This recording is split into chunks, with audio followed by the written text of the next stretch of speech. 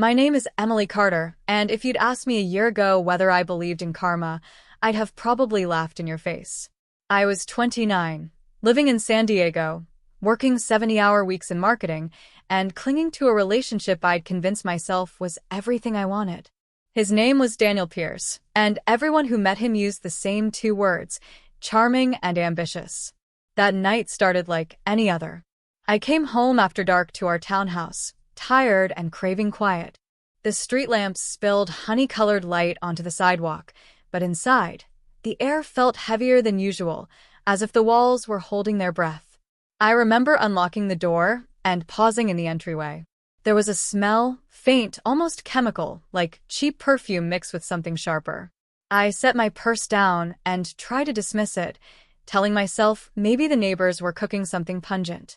But a sliver of unease worked its way under my ribs. Daniel was in the living room, sprawled across the couch.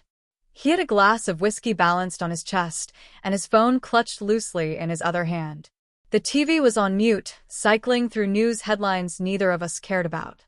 He looked up at me with those blue eyes I'd once believed couldn't lie, and tried to smile. Hey. His voice cracked a little. You're home late. I shrugged off my jacket and hung it by the door. It's Thursday, I said automatically. I always work late Thursdays. Oh, right. That was the first sign, something so small I almost ignored it. Daniel never forgot my schedule. He used to pride himself on remembering the smallest details, what I liked in my coffee, the name of my high school best friend, even the day I first said I loved him. But that night he seemed foggy, as if he'd rehearsed that question hours earlier, but forgotten the rest of the script. I walked past him into the kitchen. The counters were suspiciously clean, the dishwasher running even though I hadn't put any dishes in. A sticky note rested on the granite island, written in Daniel's neat print. Had a rough day. Sorry if I'm off tonight. I frowned. He never left notes when I was coming straight home. The little details piled up like kindling. The perfume smell, the two clean counters, the hollow look in his eyes. I told myself I was imagining things. That this was just another Thursday, that work stress was making me paranoid. But as I started making tea, I caught a glimpse of something under the edge of the couch, a flash of bright red, the size of a credit card. My heart thumped once, hard. I bent down slowly, fingers brushing the cool floor. The object was a lipstick, the cap cracked and the bullet mashed as if someone had pressed it too hard in a hurry. The label read Wild Cherry, a color I'd never worn. My chest went tight. I heard the rustle of fabric behind me. I straightened to find Daniel standing in the kitchen doorway, his face pale. Emily, he began, voice low. Before you say anything, I need you to know, it wasn't what it looked like. I hadn't said a word yet. I hadn't even looked him in the eye. But the panic in his voice told me everything I needed to know. I set the lipstick on the counter. My hands felt numb. What exactly does it look like, Daniel? He rubbed the back of his neck. Can we please talk about this later? I'm exhausted. I don't want to fight. It was such a classic deflection, I almost laughed. Almost. Instead, I stepped around him and went upstairs. My heart was beating so fast it felt like it might bruise my ribs. In our bedroom, the air was cooler, but no less oppressive. I checked the sheets, the bathroom, the closet, half expecting some stranger to pop out. Nothing. Only the faintest trace of that cheap perfume. I closed my eyes, breathing slowly. Maybe there was a reasonable explanation. Maybe I was jumping to conclusions. That's what I told myself as I showered and climbed into bed. But when I finally drifted to sleep, my dreams were filled with lipstick smears and muffled voices. I woke sometime after midnight to the sound of Daniel's voice. At first, I thought he was talking to me, but when I opened my eyes, I realized he was downstairs, his words too low to make out. I crept to the top of the stairs. The glow from his phone's screen lit up his face, casting deep shadows across his eyes. Yeah, he whispered. She found it.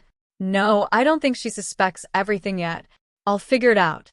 Something in my stomach turned to ice. I backed away quietly, each step measured, so the floor wouldn't creak.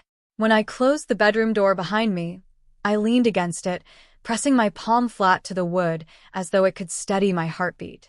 I didn't know who he was talking to, but in that moment, I knew with bone-deep certainty that my life was about to change. I lay awake until dawn, listening for every sound, every sigh, every shift in the walls. The next morning, Daniel acted as if nothing had happened. He kissed my cheek before leaving for work, humming like it was any other Friday. But I knew better. That was the day the first crack appeared, so small you might miss it if you weren't paying attention. But once you saw it, you couldn't unsee it. And I would never let him know just how much I'd heard. I tried to go back to normal after that first conversation, but it was impossible to shake the feeling that something sinister was coiling itself around the edges of my life.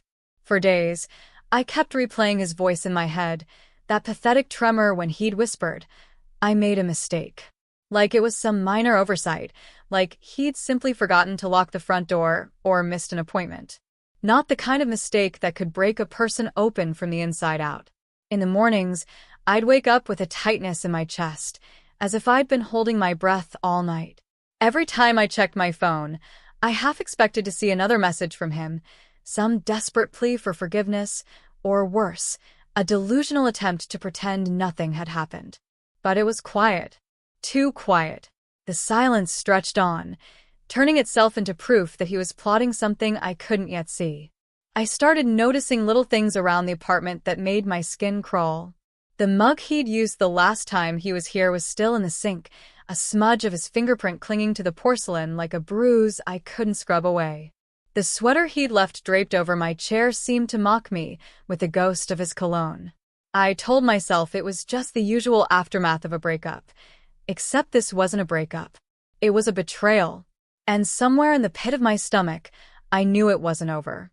On Tuesday afternoon, as rain lashed against my window, I got a call from a number I didn't recognize. I almost let it go to voicemail, but curiosity and that gnawing dread made me swipe to answer. There was a pause on the line, and then a woman's voice, soft but tense. Are you the one who was with Ryan? She didn't say his last name, but she didn't have to. My whole body went cold. I gripped the phone so hard my knuckles ached. Who is this?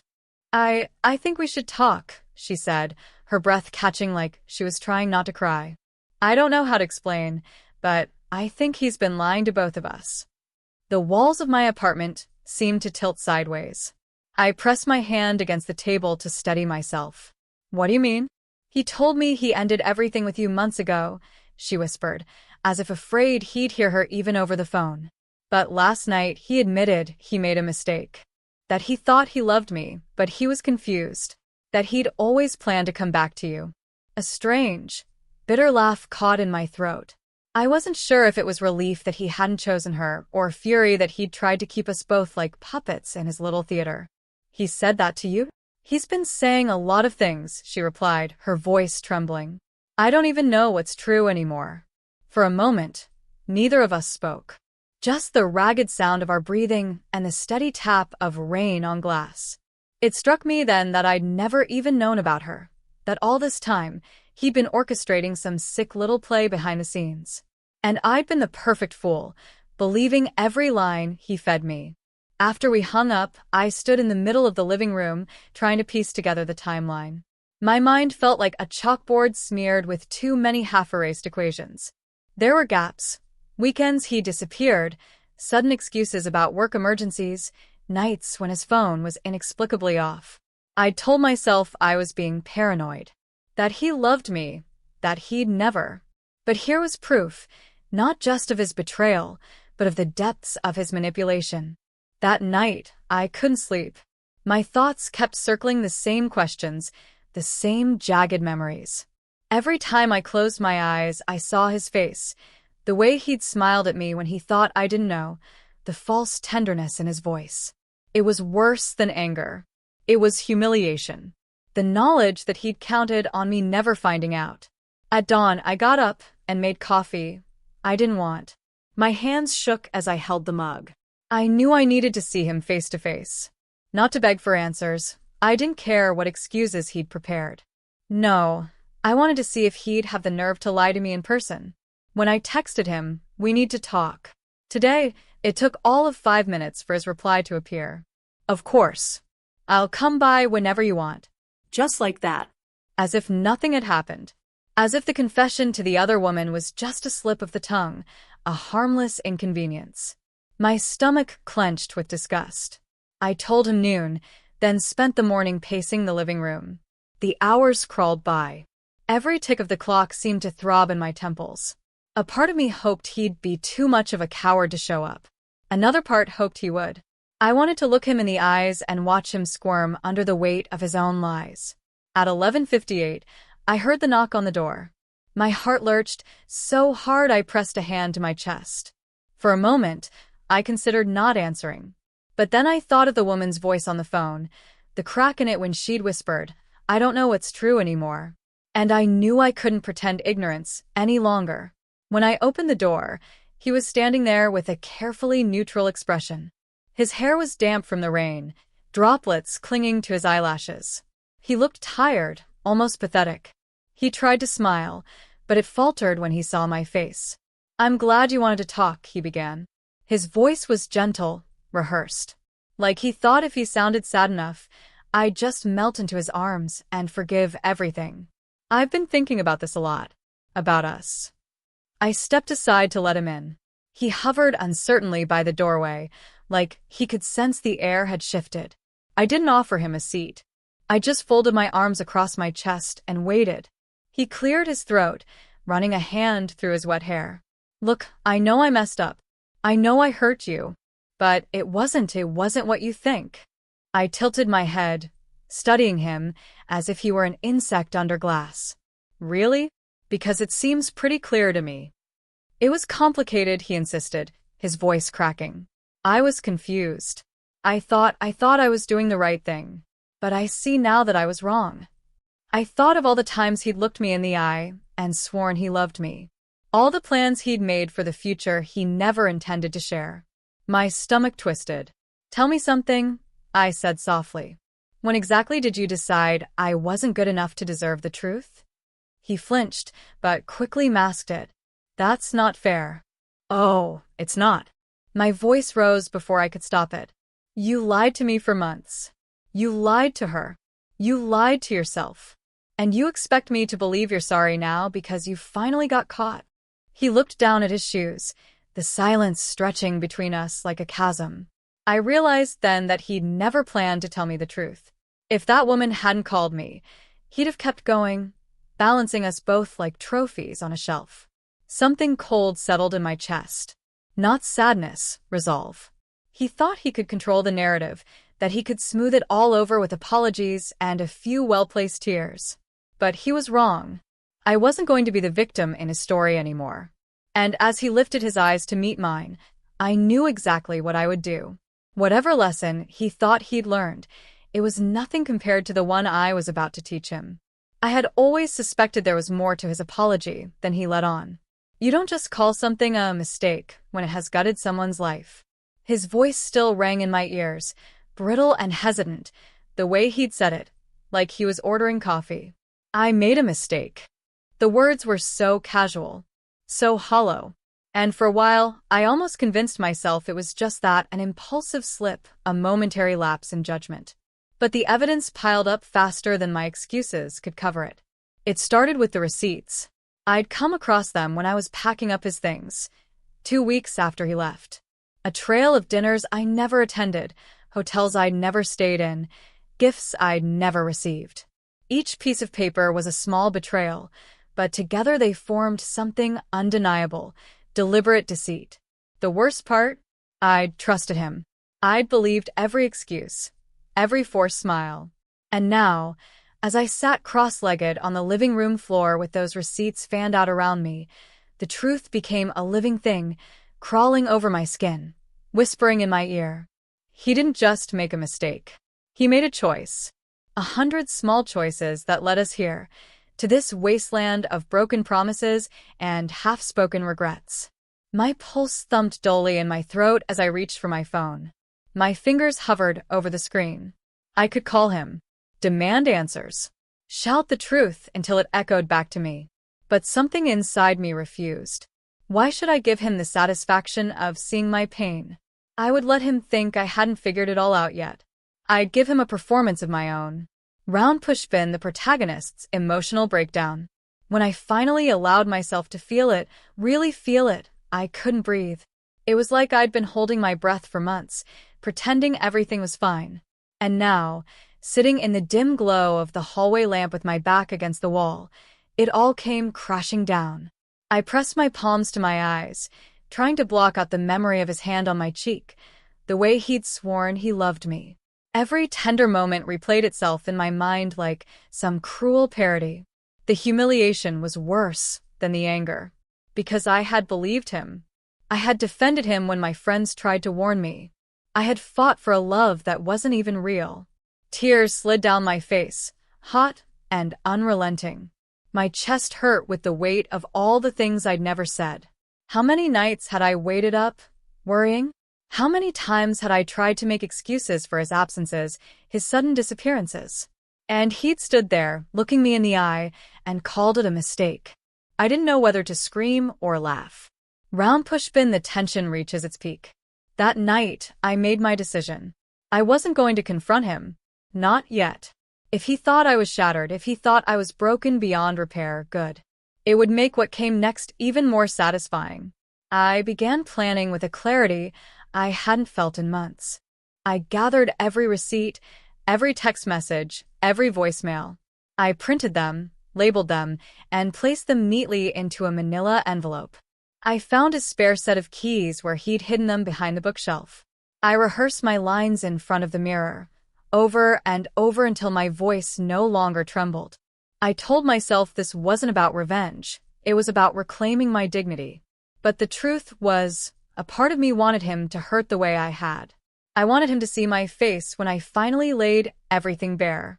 The next morning, I watched from across the street as he left for work. He didn't even glance over his shoulder. He thought I'd accepted his apology. He thought I'd forgiven him. But in that moment, with the envelope clutched in my hand and my heart hammering in my chest, I knew exactly what I had to do. I would teach him a lesson he'd never forget. And I wouldn't flinch when he finally realized the truth. I didn't plan on confronting Daniel that evening. I told myself I would wait until I could speak without shaking, until my heart didn't feel like it was splintering every time I thought about his text. I made a mistake. Those 4 words, so casual, so absurdly inadequate for what he had done. But when I saw him standing in the hallway outside my apartment, pathetically clutching the flowers he must have picked up at a gas station, I knew I couldn't wait any longer. My anger had become a living thing, coiled around my ribs, squeezing the breath out of me every time I pretended to be calm. "You can't just show up here," I said, voice brittle. "You don't get to decide when this conversation happens." He lifted his eyes slowly. They were red-rimmed, pleading. He looked as if he hadn't slept. Good, I thought viciously.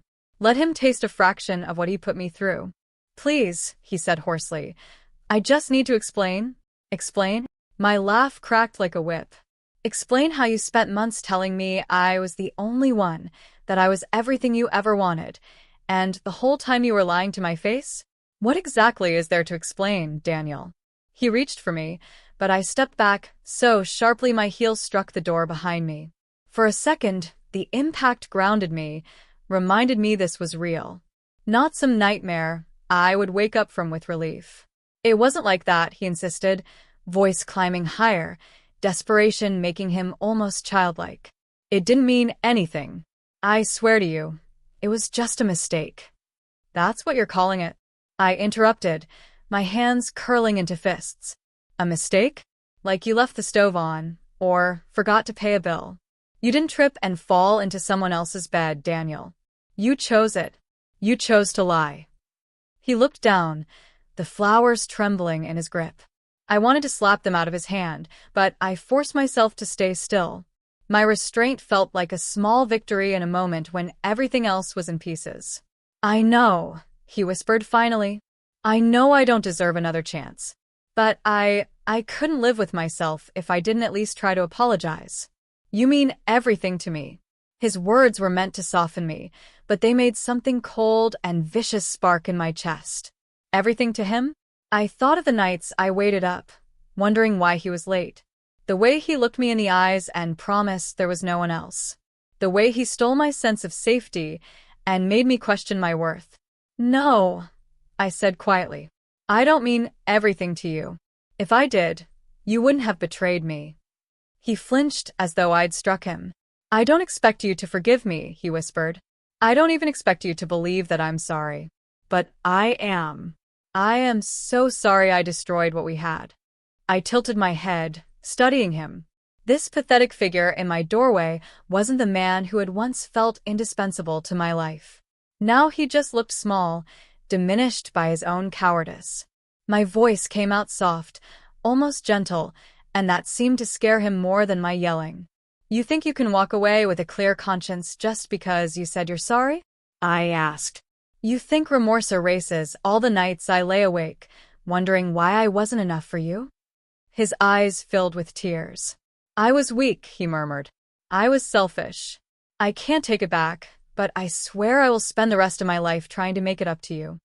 And there it was, the familiar script, the pleading, the apologies, the promises that would evaporate the second he felt forgiven. I had watched my mother fall for that same cycle. I had sworn I never would. Maybe this was my chance to prove it.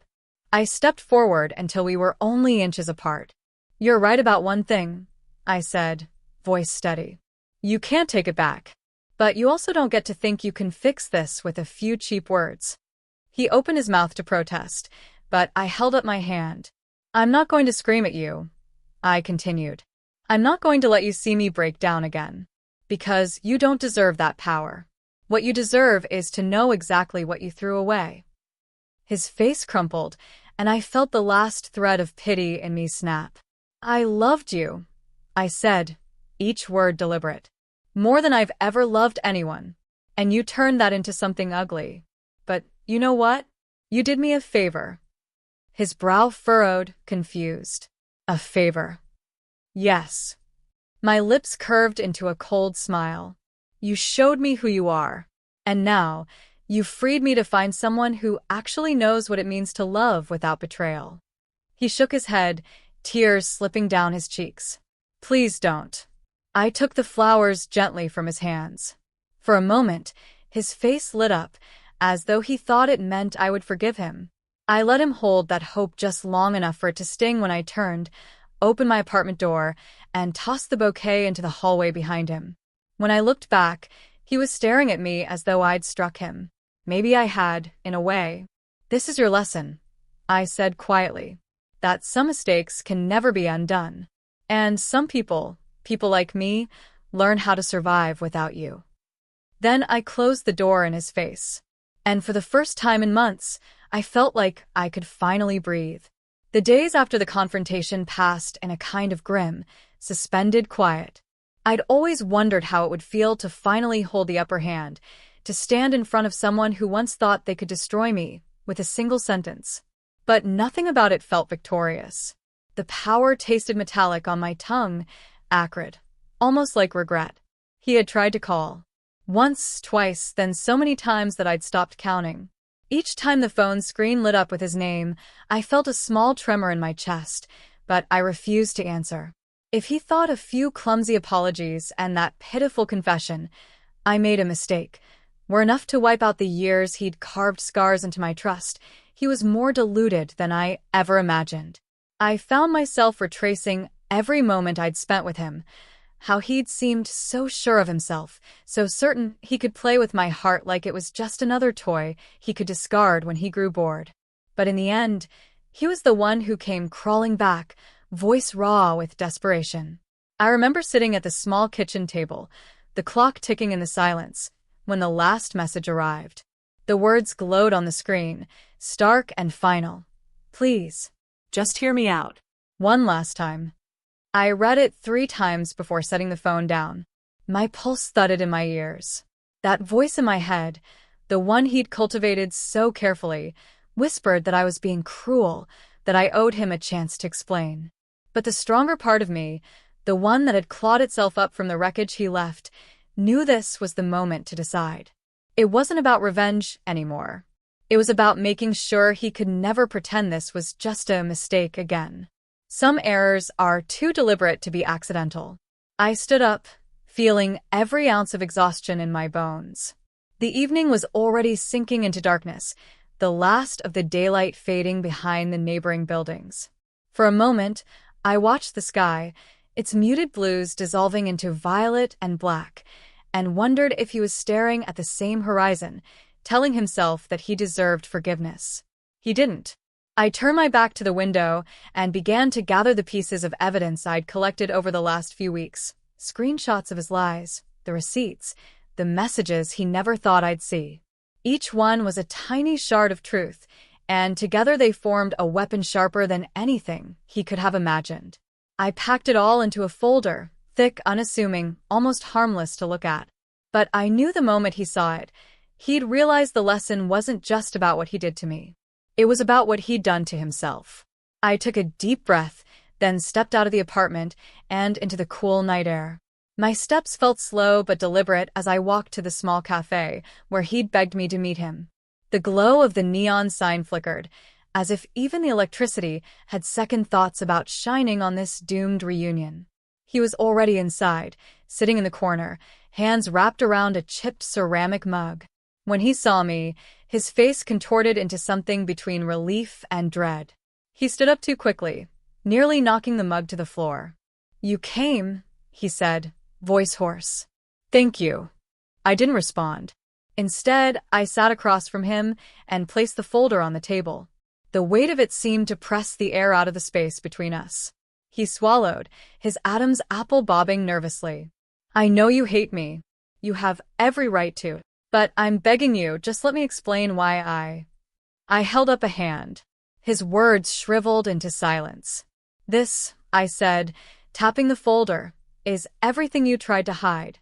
All the little mistakes you made while you were pretending to care. I brought it so you'd understand that you don't get to rewrite the past." He glanced at the folder, then up at me, eyes wide. I wasn't thinking clearly. I was under so much pressure. "That's not an excuse." He flinched as if I'd struck him. "Good. Let him feel a fraction of the impact. You don't get to call it a mistake," I continued, voice low. "It was a choice. Every lie, every time you made me feel like I was worthless, you chose to do that." He looked down, his hands shaking. I know I did. And I'm sorry. I'll spend the rest of my life being sorry." "That's your burden," I said. "Not mine." For a moment, neither of us spoke. The cafe hummed with the soft clatter of dishes and the muted conversations of strangers who had no idea that a reckoning was happening at the corner table. Finally, he looked up again, eyes glistening. "Is there any chance at all, you could forgive me?" I studied him. The same face that once made me believe in promises, the same voice that told me I'd never find better. And here he was, exposed and trembling. "I don't hate you," I said, and it was the truth. The hatred had burned itself out long ago, leaving something colder in its place. "But I don't forgive you either." His shoulders slumped. He looked smaller than I'd ever seen him. I slid the folder across the table. "This is yours. Keep it. Every time you're tempted to call what you did a mistake, I want you to remember it was more than that." His fingers hovered over the folder, hesitant, as if touching it would burn him. "And just so you understand," I said softly, leaning in, "this is the last time we will ever speak." His eyes darted to mine, panicked. "Please." "No," I cut in. "You don't get any more chances to explain yourself." I stood up. My heart was hammering, but I felt clearer than I had in years. For so long, I'd waited for an apology, thinking it would somehow heal the damage. But all it did was prove he was still the same person, someone who could only admit the truth when he had nothing left to lose. I turned away without another word. As I reached the door, I paused, feeling the air shift behind me. I didn't have to look back to know he was watching me go, silently begging me to turn around and offer even the smallest sign of mercy. I didn't. I stepped out into the night. The wind cut across my face, crisp and clean. For the first time, I felt unshackled. He was just another chapter I'd closed, another lesson I'd survived.